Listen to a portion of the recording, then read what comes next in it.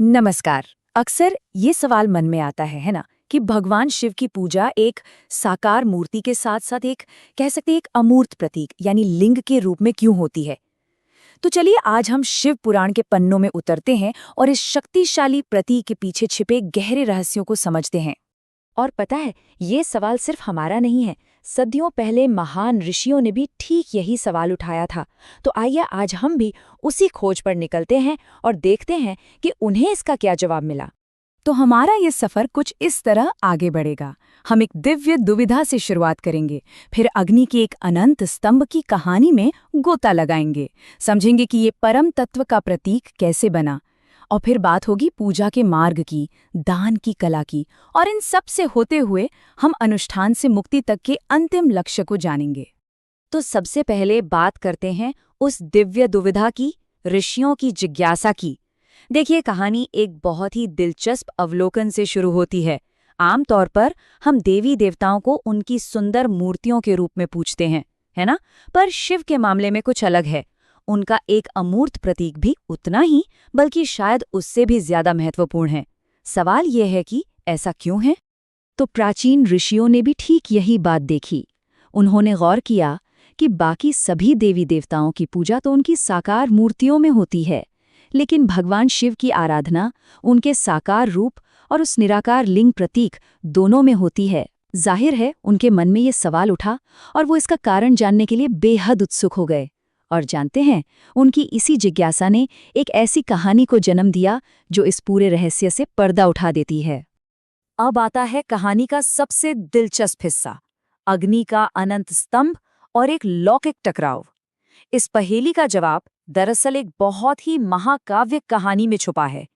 एक ऐसी कहानी जिसमें दो महान देवता ब्रह्मा और विष्णु वर्चस्व के लिए आपस में भिड़ जाते हैं।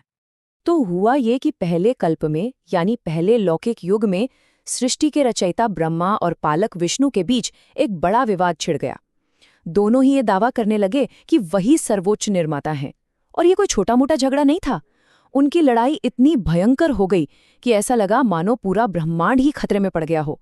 और ठीक उसी पल जब लगा कि सब कुछ खत्म हो जाएगा, तब कुछ बहुत ही असाधारण हुआ। उन दोनों के अहंकार को शांत करने के लिए भगवान शिव ने हस्तक्षेप किया। लेकिन कैसे? वो उन दोनों के बीच आग के एक विशाल, एक अंतहीन स्तंभ के रूप में प्रकट हुए। जरा कल्पना कीजिए, एक ऐसा स्तंभ जिसका न कोई शुरुआत थी न कोई अंत।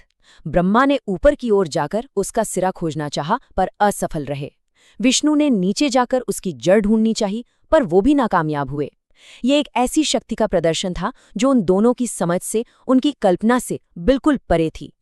और उसी अग्निस्तंभ के भीतर से भगवान शिव ने ये घोषणा की। उन्होंने कहा, चूंकि मैंने युद्ध के मैदान में खुद को लिंग के प्रतीक के रूप में प्रकट किया, ये स्थान लिंग स्थान के रूप में जाना जाएगा। बस उसी पल से वो निराकार अग्निस्तंभ यानी लिंग हमेशा हमेशा के लिए उनका पवित्र प्रतीक बन गया। अब ये समझना बहुत जरूरी है कि ये सिर्फ एक पौराणिक कहानी नहीं है। ये कहानी एक बहुत ही गहरे दार्शनिक विचार की नींव रखती है। एक ऐसा विचार जो शिव को बाकी सभी देवताओं से बिल्कुल अलग खड़ा करता है। चलिए अब बात करते हैं परम तत्व के उस प्रतीक की, साकार और निराकार रूप की। देखिए, ग्रंथ हमें देवत्व के दो पहलुओं के बारे में बताते हैं। एक है सकल यानी रूप के साथ। ये वो मूर्त पहलू है जिसकी पूजा हम एक भौतिक मूर्ति के रूप में करते हैं, जिसे हम देख सकते हैं, छू सकते हैं। और दूसरा है निष्कल यानी बिना रूप के। ये निराकार गुणहीन पहलू है जिसकी पूजा लिंग के रूप में की जाती है, और यही शिव के लिए अद्वितीय है। तो परम ब्रह्म क्या है? ये ब्रह्मांड की वो अंतिम, वो अपरिवर्तनीय सच्चाई है। एक ऐसी अवस्था जो निराकार है, असीम है, और जिससे हर चीज का जन्म होता है। और यही सबसे बड़ा अंतर है। बाकी देवताओं का सिर्फ साकार यानी सकल रूप होता है, लेकिन केवल शिव ही हैं जिन्हें परम ब्रह्म के उस निराकार यानी निष्कल रूप में भी पूजा जाता है, और लिंग उसी अनंत पहलू का प्रतीक है।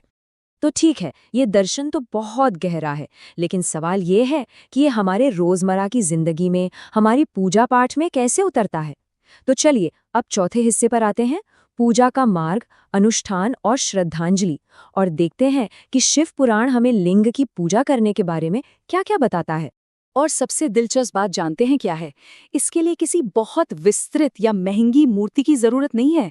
शिव पुराण कहता है कि आप रोजमर्रा की चीजों से भी लिंग बना सकते हैं, जैसे मिट्टी जो सभी के लिए है, खासकर कलयुग में, या फिर अस्थायी पूजा के लिए गोबर से, घर में रोज की पूजा के लिए फूल या फल से, और इच्छाओं की पूर्ति के लिए गुड़ या मक्खन से भी। हर एक चीज का अपना एक खास आध्यात्मिक महत्व है। और ये पूजा कोई साधारण प्रार्थना भर नहीं है, ये एक पूरा विस्तृत अनुष्ठान है जिसमें 16 चरण होते हैं। इसे षोडशोपचार पूजा कहते हैं। इसमें भगवान का आवाहन करने से लेकर उन्हें आसन देना, स्नान कराना और फिर भोजन यानी नैवेद्य चढ़ाना और अंत में विसर्जन तक सब कुछ शामिल है। ये एक ऐसा अनुष्ठान है जो हमारी सभी इंद्रियों को पूजा में शामिल कर लेता है। लेकिन रुकिए, बात सिर्फ अनुष्ठान पर खत्म नहीं होती। शिव पुराण इस बात पर बहुत ज्यादा जोर देता है कि सच्ची पूजा सिर्फ वेदी तक सीमित नहीं है, ये दान और सेवा के कामों से बहुत गहराई से जुड़ी है। तो चलिए अब 5वें हिस्से को समझते हैं, दान की कला यानी परोपकार और पुण्य। और यहाँ शिव पुराण एक बहुत ही व्यवहारिक, एक बहुत ही प्रैक्टिकल सलाह देता है। वो कहता है कि एक गृहस्थ को अपनी कमाई या संपत्ति को 3 बराबर हिस्सों में बांटना चाहिए। 1/3 हिस्सा अपने भोग के लिए, मतलब अपनी जरूरतों और आनंद के लिए। दूसरा तिहाई हिस्सा वृद्धि के लिए, यानी उसे बढ़ाने या निवेश करने के लिए। और तीसरा, जो कि सबसे जरूरी है, वो धर्म के लिए, यानी सही कामों और जरूरतमंदों की मदद करने के लिए। और ये सिर्फ पैसे का दान नहीं है। किसी प्यासे को पानी पिलाना, किसी भूखे या बीमार को भोजन कराना, ब्राह्मणों को फल या अनाज देना, या फिर पूजा पाठ के कामों में मदद करना, इन सभी छोटे बड़े कामों को पुण्य कमाने और अपने आध्यात्मिक कल्याण का एक बहुत ही शक्तिशाली तरीका माना गया है। तो अब सवाल उठता है कि इन सारे अनुष्ठानों का, इस पूजा का, इस दान पुण्य का आखिर अंतिम लक्ष्य क्या है? हम ये सब क्यों कर रहे हैं? और ये हमें हमारी सफर के आखिरी पड़ाव पर ले आता है, अनुष्ठान से मुक्ति तक, यानी कि अंतिम लक्ष्य। इन सभी प्रथाओं का उद्देश्य असल में दोहरा है। पहला, सांसारिक सुख यानी भोग को प्राप्त करना, मतलब इस जीवन में खुशी और समृद्धि का अनुभव करना। और दूसरा, जो कि अंतिम लक्ष्य है, वो है मोक्ष, यानी जन्म और मृत्यु के इस चक्र से हमेशा के लिए मुक्त हो जाना।